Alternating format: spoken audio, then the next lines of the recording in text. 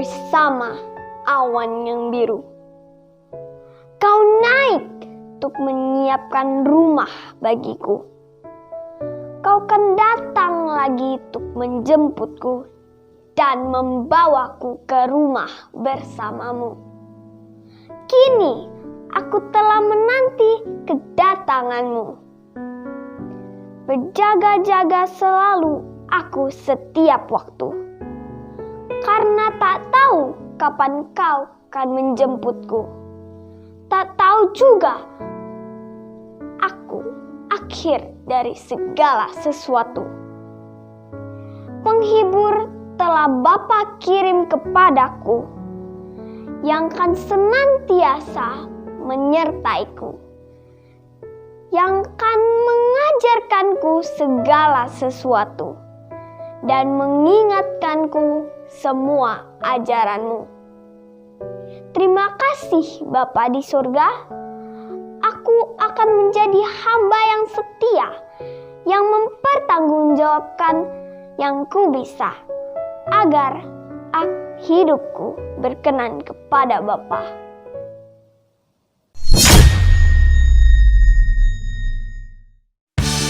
Shalom adik-adik, mari kita datang ke hadirat Tuhan dengan hati yang penuh dengan ucapan syukur. Tadi adalah Allah yang sangat baik. Datanglah ke bait-Nya dengan hati bersyukur, ke dalam pelataran-Nya dengan hati bersuka rasakan dan lihatlah betapa baiknya Tuhan bagi yang berlindung padanya. Akan bersorak-sorak, akan bersorak-sorak. Hey, bersyukurlah kepada Tuhan, sebab Ia baik, kawasannya untuk selamanya. Kasih setianya, bersyukurlah kepada Tuhan, sebab Ia baik, bahwasanya untuk selamanya kasih setianya. Kita percaya bahwa ada kuasa dalam ucapan syukur yang kita naikkan. Datanglah ke bait-Nya dengan hati bersyukur, ke dalam pelataran-Nya dengan hati bersuka rasakan dan lihatlah betapa baiknya Tuhan bagi yang berlindung padanya. Akan bersorak-sorak, akan bersorak-sorak. Hey, bersyukurlah kepada Tuhan, sebab Ia baik, bahwasanya untuk selamanya. Kasih setianya, bersyukurlah kepada Tuhan, sebab Ia baik, bahwasanya untuk selamanya. Kasih setianya. Bersyukurlah kepada Tuhan, sebab Ia baik, bahwasanya untuk selamanya. Kasih setianya, bersyukurlah kepada Tuhan, sebab Ia baik, bahwasanya untuk selamanya. Kasih setianya, bahwasanya untuk selamanya, bahwasanya untuk selamanya, bahwasanya untuk selamanya. Kasih setianya.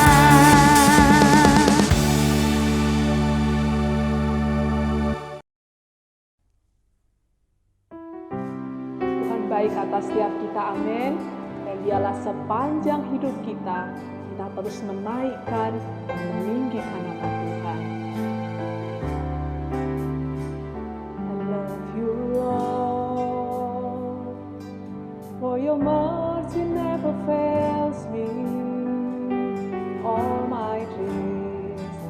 I've been held in your hand from the moment that I wake up until I lay my head. Oh, I will sing of the goodness of God. All my life you have been faithful. All my life you have been so good. With every breath that I am able, oh, I will sing of the goodness of God. All my life you have been faithful. All my life you have been so good. With every breath that I am able, oh, I will sing of the goodness of God. Your goodness is running after me. Your goodness is running after me. For my life laid down, I surrender now. I give you everything. Your goodness is running after me.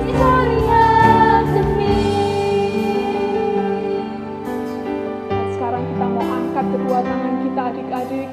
Kita mau membawa doa kita mau membawa setiap generasi Yeremia ke hadapan Tuhan Yesus. Tuhan Yesus, kami berdoa buat anak-anak dan generasi Yeremia. Berkatilah mereka Tuhan, curahkanlah roh-Mu Tuhan, supaya dari kecil, dari masa muda ini, mereka punya hati yang haus dan lapar kepada Engkau setiap hari. Mereka suka berdoa, memuji, menyembah-Mu, membaca dan melakukan firman-Mu. Kami percaya Pentakosta ketiga akan mengakibatkan revival di anak-anak. Anak-anak bangkit menjadi penginjil-penginjil, pendoa-pendoa, penyembah-penyembah-Mu yang penuh Roh Kudus dan yang membawa dampak besar. Tuhan, terima kasih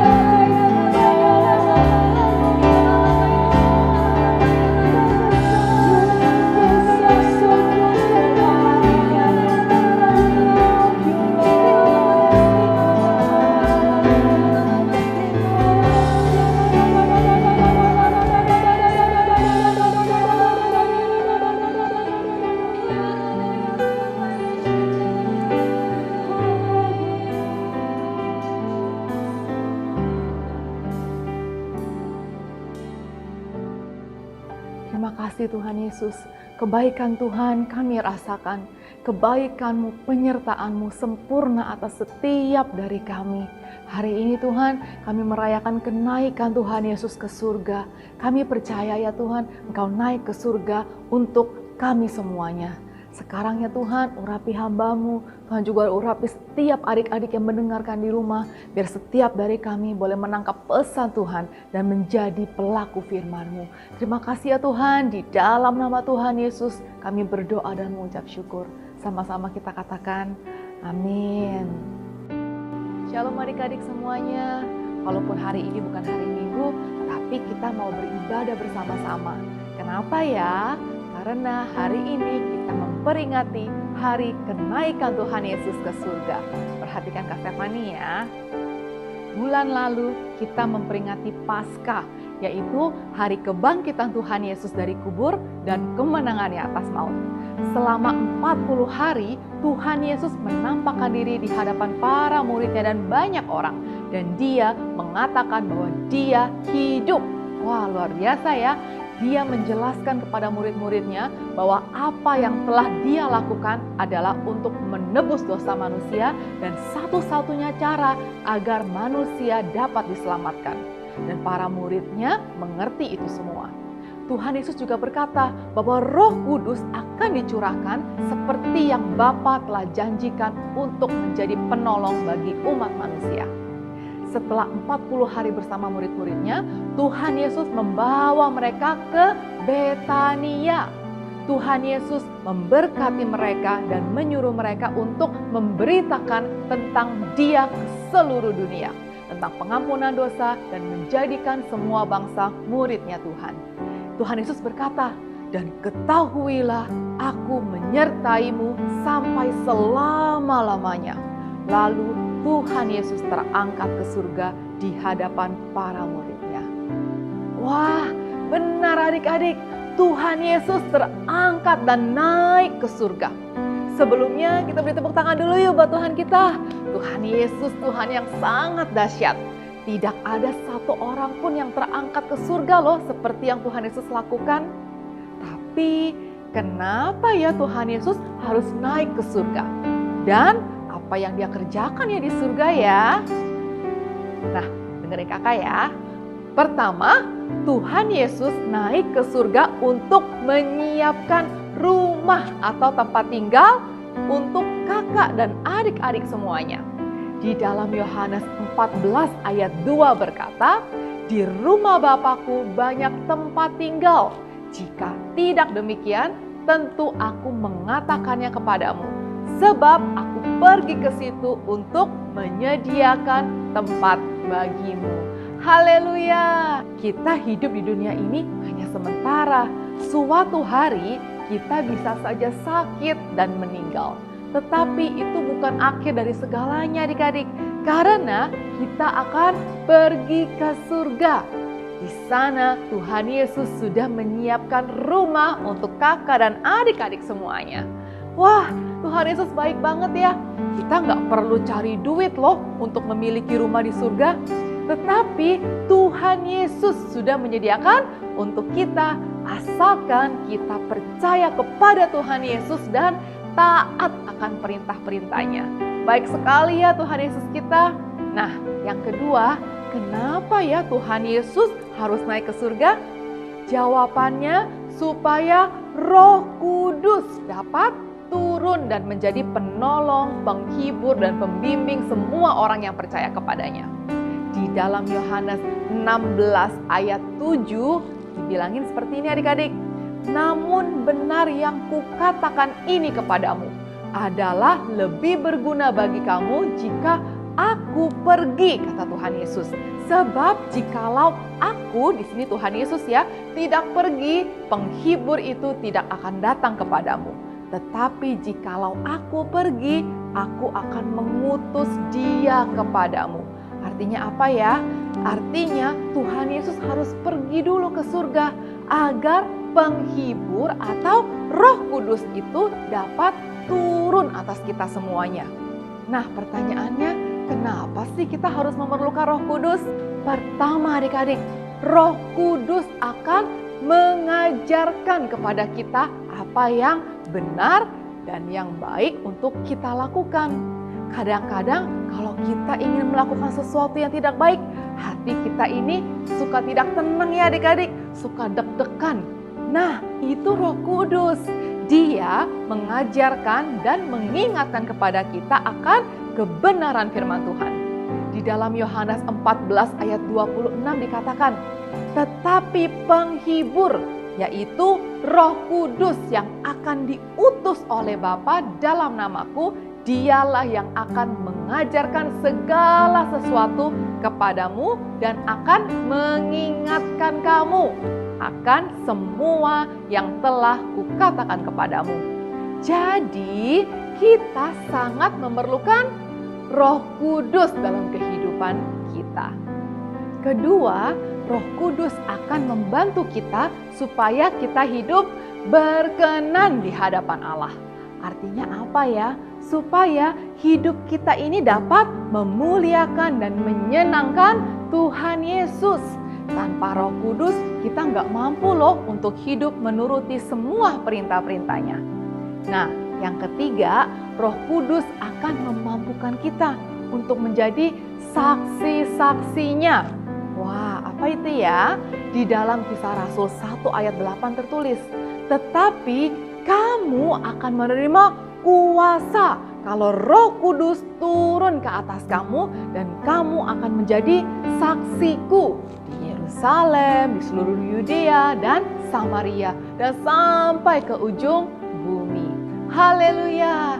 Jika Roh Kudus turun ke atas kita dan diam di dalam kita, kita akan mampu menjadi teladan yang baik buat keluarga kita, teman-teman kita, bahkan orang-orang banyak di sekeliling kita. Mereka dapat merasakan kasih Tuhan loh melalui kehidupan kita dan kehadiran kita. Nah, 10 hari ke depan ini adik-adik, kita akan masuk ke dalam masa-masa penantian pencurahan Roh Kudus, hari Pentakosta.